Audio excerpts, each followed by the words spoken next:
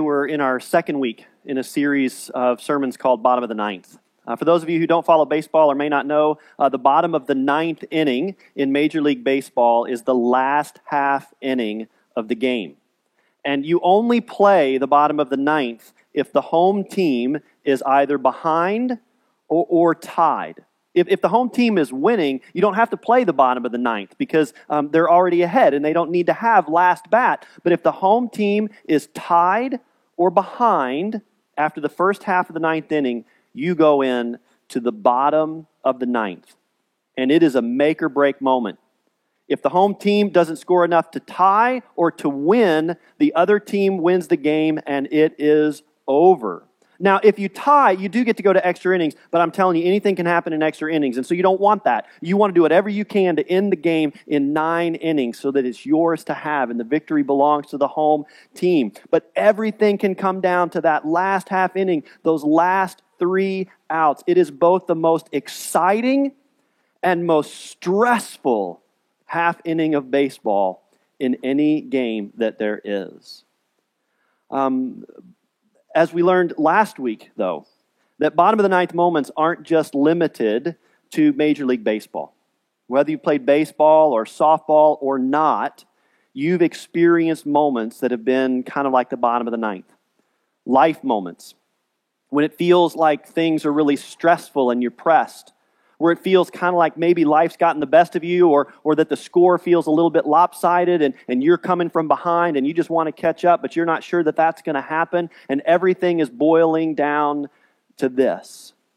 And here's the thing about bottom of the ninth moments. I know that in your life there are major things that are a big setback that cause us all to feel overwhelmed and to have the game kind of go in a direction we wish it wouldn't. But most of the time, the struggles that we face in life are smaller than those big moments. I call them ordinary moments, reasonable moments, right? It's reasonable for us to be busy at work and for our kids to be busy with homework and activities. It's reasonable for us to have busyness at home as we manage a household or take care of the things that we've got to take care of. There's all kinds of things that we have to do in life that are perfectly reasonable. And so long as we only have to deal with 1 or 2 of those reasonable things at any given moment, we usually do a pretty good job in dealing with them. But what happens when there's 5 things, or 10 things, or 15 things? Suddenly, those perfectly reasonable things get unreasonable really quickly. And we start to feel overwhelmed. We almost start to feel like there isn't any hope. We feel like the game's slipping away and we don't know how we're ever going to catch up. But again, just as is in the case of baseball, as long as there's a final at-bat, there's hope. As long as that home team can get up and step up to the plate, it doesn't matter how many runs they're down, there is still hope. And last week we celebrated that as a people of faith who follow and believe in Jesus Christ, even when we step into those most difficult moments of life, there is always hope for us. Here's what we're going to do for the rest of this series.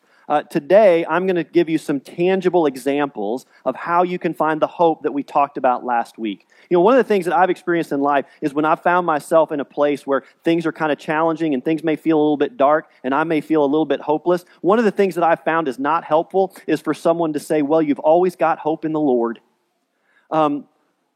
What? I know what that means. That's a great thing, right, in theory, but in life, sometimes you need it to be a little bit more concrete than that. I know that I can hope in God up here, right? I know that Scripture tells me that God is always there for me, but sometimes in the midst of the struggles of life, I need more than just a promise. I need something more tangible. So today, I'm just going to give you some tools that I think and I hope that by the end of today's worship service, you will have some practical tools so that when you find yourself in the bottom of the ninth moment in life, the darkness won't overcome you and you can get some hope. Next week, what we're going to do is we're going to talk about what happens when we have a friend or a loved one or someone that we care about who's in the bottom of the ninth. And again, there's going to be a lot of practical application. A lot of people ask, what am I supposed to do for someone who is in a difficult moment? We're going to talk about what you can do next week. We're also going to talk about what not to do. Because sometimes, in spite of our best efforts, when we step into the bottom of the ninth moment for someone else, we can actually make that moment worse for them if we're not careful, even though we're trying our hardest to do the best thing. So next week, we're going to talk about what to do, what not to do for our friends who are in bottom of the ninth. Then we're going to take a week for Mother's Day, and we're going to talk, I've got some great stories from Scripture that just elevate women, not just moms, but elevate women, and talk about some lessons that they teach us all, whether we're male or female. So we're going to have a great day on Mother's Day. And then we're going to wrap up this series the following week by talking about what happens when the game's over. Because sometimes, even though there's hope in the bottom of the ninth, sometimes you lose the game. Sometimes it happens. It doesn't go the way you want it to go. And that's true in baseball, it's true in softball, it's true in life. And so that last Sunday, we're going to talk about what happens when it feels like we've lost. But for this morning, let's dive in and let's start talking about how it is that we can get some kind of concrete practice, a preparation that will get us ready for those moments. Because it's one thing to talk about hope, but it's another thing to figure out how you're going to find it, how you're going to do that. Well, one of the examples in Scripture that we find about this and how we can find hope in the midst of challenging moments comes from the book of Joshua. Now, Joshua is the person who took over leadership of the nation of Israel when Moses died. So Moses was the one that was in charge, and Moses helped lead the people out of their bondage and slavery in Egypt, across the Red Sea, through 40 years of wilderness adventures, and then right before they get to the Promised Land, Moses dies. Seems rather unfair, but that's the story. Moses dies. And so Joshua is appointed leader of the people. And so Joshua and the people of Israel are about to enter into the Promised Land. Finally, after all these years and all these struggles, they are right there at the Promised Land. But there's one thing that's standing between them and getting into the place that God had promised them: the Jordan River. And the Jordan River at this point on the journey was at flood stage. You could not wade this river. You could not cross this river. Can you imagine, after going through everything that the people of God had been through, the Israelites had been through, all that wilderness journey for 40 years, the suffering, the challenges, the loss, all that stuff. They get there and the Promised Land is within sight, but they can't cross the Jordan because it's too powerful. Well, they're trying to figure out what they're going to do, and they're having conversations, and they're trying to sort through all this. And as they do so, God speaks to Joshua. And this is what God tells Joshua to do: to call the priests who were responsible for the Ark of the Covenant. Have you ever heard of the Ark of the Covenant before? It's that thing in Indiana Jones movies when they open it, people's faces melt.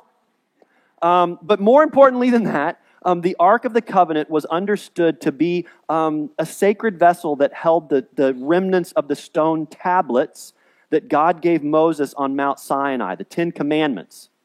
So the 10 Commandments were placed in this sacred vessel, this box, that was also seen as like the holy seat of God, the throne of God. And they carried it with them throughout the journey in the wilderness, and they've got it with them now, and they carry it with them wherever they go. God tells Joshua to get the priests who are responsible for the Ark of the Covenant to pick that thing up and to start walking toward the river and not to stop.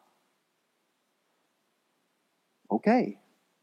So they pick up the Ark of the Covenant and they begin to walk toward the river, and I can only imagine what's going through their mind as they get closer and closer and closer. And then they've got that place where they've got to make a choice. Am I going to step in the water or not?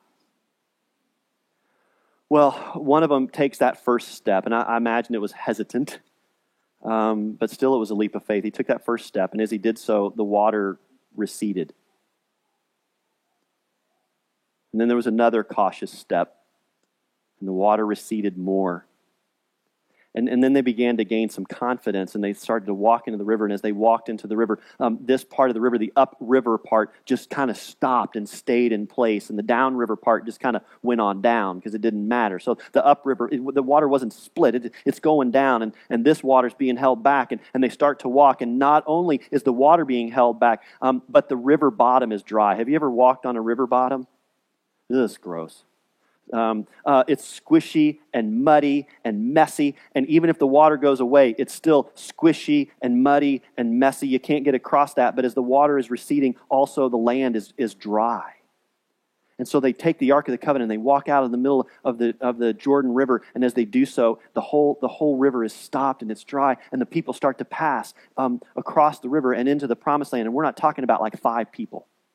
It's thousands of people, tens of thousands of people. And they're walking across the river. This is not a 10-minute exercise.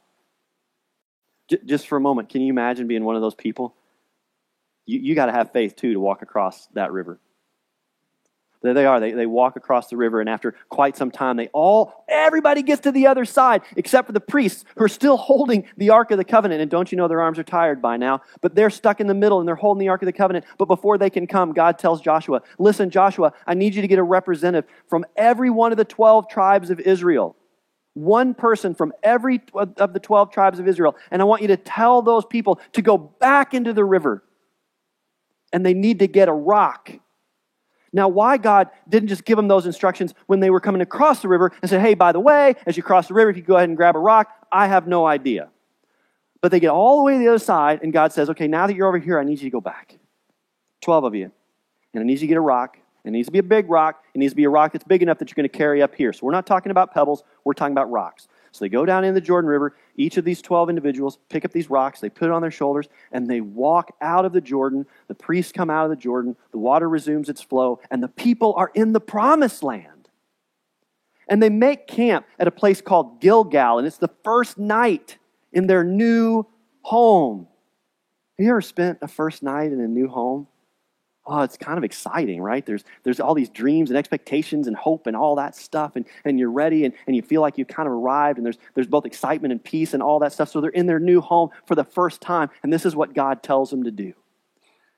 You're going to take those rocks, and you're just going to put them on the ground in a pile. So they take the rocks and they put them on the ground in a pile. And we don't know exactly what it looked like, but we just know the rocks are on the ground and the people are gathered. And Joshua tells them now. They're all there. Joshua says, all right, I'm going to tell you why the rocks are here. This is what he says. When your children ask their parents in time to come, what do these stones mean? Then you shall let your children know. Israel crossed over the Jordan, right here, on dry ground. For the Lord your God dried up the waters of the Jordan for you until you crossed over. As the Lord your God did to the Red Sea, which he dried up for us until we crossed over, so that all the peoples of the earth may know that the hand of the Lord is mighty. Just rocks, just ordinary rocks. But these ordinary rocks serve 2 very important functions. The first is they sit there as a reminder, and when children who are born or people come into the community who don't know the story and they say, what's with the rocks? Say, oh, those rocks came from the Jordan River, and let me tell you about it. Those rocks remind us that God got us out of bondage and slavery across the wilderness, even across the flooded Jordan and into the Promised Land, because God is so mighty. These rocks remind us that God can get us through even the most challenging wilderness moments of our life. And we want you to remember that even though you weren't there, that story is your story. But it wasn't just for children and people who didn't know the story. It was also for the people who'd gone through the story, because they needed a reminder. They needed something that they could look at to remember. Because look, the struggles for the Israelites, they're far from over, right? They've got a lot more challenges to come, but what God has done for them is God has given them this memorial that they can look at, and every time they look at it, they can remember when God got them through the previous struggle, when God was with them and God provided for them and God got them through. They can remember that, and that can do what? It can give them hope whenever they find themselves in a time of struggle, because more struggles are coming. As a baseball coach, one of the hopes I have for every one of my teams is that they have a come-from-behind win early in the season. And so I actually hope in these early games that when we go into the last inning, there's going to be a game very early on where we're behind. Don't get me wrong. Like, I want to be behind like 1 run, maybe 2, right? That's the kind of struggle I want to face, right? But I want to have a come-from-behind win early in the season. Because if we can have a come-from-behind win early in the season, guess what happens the next time we're behind and we're entering the last inning? Hey, do you guys remember that game when we were behind at the beginning of the year? Do you remember when we thought the game was over and we were losing? What happened? Do you remember what happened? Yeah, coach, we won. We did. We won. You remember how we won? We came back from being behind and we won. How was that? It was fun. It was great. It was exciting. I said, yeah, this is where we want to be. I'm trying to convince us both at this point, right? This is where we want to be because this is when baseball's the most fun. And because you did it before, you can do it again. Hands in, and everybody's fired up. We're going to go out there and it's going to go our way and we're going to win. Because they remember that they've done it before and they could do it again. Same thing's true for you. We all need to remember that when we get into times of struggle, when we're in the bottom of the ninth and things are dark, we need to remember some things from the light. Because sometimes when we're in the dark, we forget the lessons we learned in the light, right?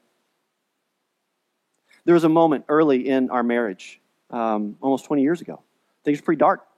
There's a lot going on in our lives, and it was a bottom of the ninth moment. We were really worried about how we were going to get through it. And there were some really significant challenges, and things felt pretty dark. And I want to tell you what we did because I think it's important because I want you to do the same. Whenever you find yourself in the bottom of the ninth moment and things feel dark, I want to invite you to go talk to someone. It is okay for you and your life and what's going on not to be perfect. But what we often do is we want to hide that because it's like we're afraid of it. We're afraid of other people knowing, or maybe we're afraid that if we name it, it's real. Whatever the reason is, sometimes we stay quiet. And this is my experience of staying quiet in moments like that, is it makes things feel darker. We think we're keeping it secret from the world and hidden from the world, but in fact, we're just covering it up and it's getting darker for ourselves. It's really important to talk to someone. Go and talk to someone that you trust. Well, we went and talked to someone and we kind of laid everything out. And that person said to us, yeah, you got a lot going on, but here's what I want you to do. Tonight when you get home, before you go to bed, I want each of you to name 5 things that were good for you today. I did not respond well to that.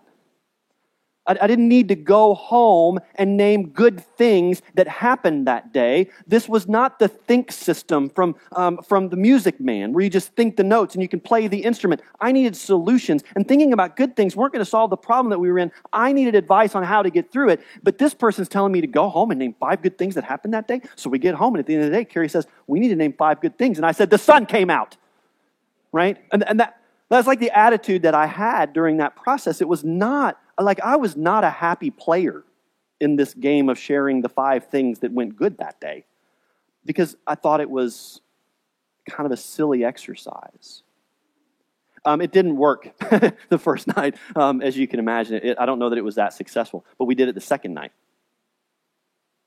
And then we did it the third night. And then we did it the fourth night. And then we did it the 5th night.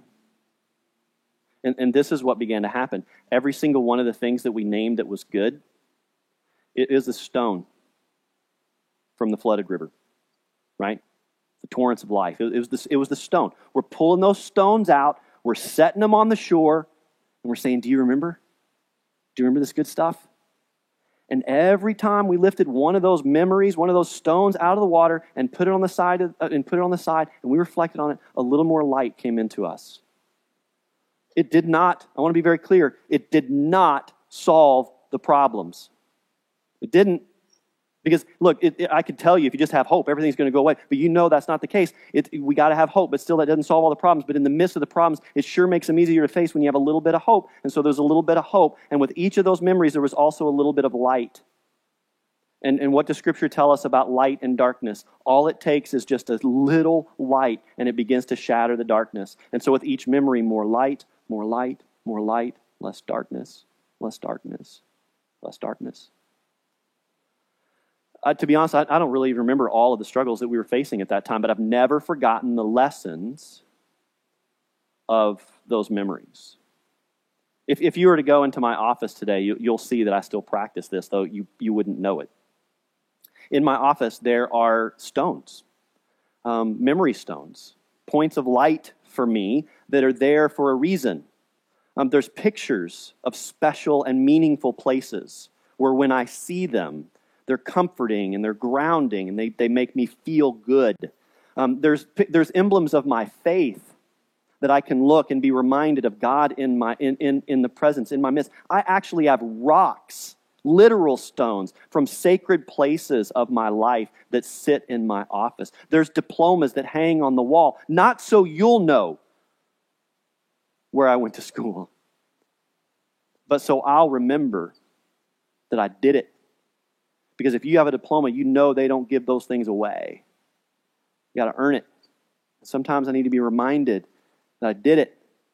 And on my wall, there's this huge flag, a big Swedish flag. It is so big, it has to be folded in order to fit. It's that big. Like this is car lot big, right? And it hangs on my wall. Not because I'm a proud Swede. It hangs on my wall because of how I got that flag. Because several years ago, some of you know this, I was in this crazy little reality TV show, and I make it all the way to the end, and I'm in the final competition, and the winner wins the grand prize. No, it wasn't money. My wife's always reminding me, how can you be the one person who's in part of a reality TV show that doesn't give away money? I keep saying it gave away something more valuable, family. But cash is always good. But I'm at the end, and I'm right there, and it's all coming down to this, and it's game over. I fall behind, and I fall behind in a way that I'm pretty sure I'm not coming back. And I'm telling you, even when I watch that show now, and I see that moment, I'm like, yeah, you're going to lose. You're going to lose. I win. I know I'm going to win, but it's so bad, I'm pretty sure I'm going to lose even when I watch it now. But just by stick-to-itiveness or whatever, I end up winning, and in winning, I raise that flag to the top of the pole. That's what I did to win. And every time I see that flag, it reminds me that even when it feels like the game is lost and it is over, it is not over. There is hope. I wonder what it is for you. What are the things that you can take that represent those moments in your life, that when you see them, they become those touchstones, those reminders, those things that allow you to remember what you learned in the light? So that when you get into the dark, you can look at them, and even for a moment, you can just feel a little bit better, not to solve all your problems, but it's there. If you're a writer, journal the good things, so that when things aren't so good, go back and read them. Hang up pictures, unfurl flags, dust off trophies, frame diplomas. Do whatever it is that you need to do to take those stones out of the river of your life and set them on the shoreline so that you can look back at them, and when you need them the most, you can have hope. My guess is that this morning, at least one person in this room is thinking about what I'm saying the same way I thought about it when that person in that office told us so many years ago to go home and name 5 good things that happened to you today. Now you know why I asked you to do that in prayer this morning, right? Why don't you get started on the journey? I know it may sound silly, it may sound simple, it may sound simplistic, it may sound like it won't matter, but let me just ask you this. If it was important enough and effective enough for God to tell the Israelite people after everything they had done to just take stones and put them on the ground so that they would remember, if that's how God called them to live so they'd be ready for challenges in the future, maybe it's good enough for us. Maybe it is simple, but it's not too simplistic. Maybe, just maybe, by remembering what we've learned in the light, the darkness will not steal our hope, even in the bottom of the night. Amen.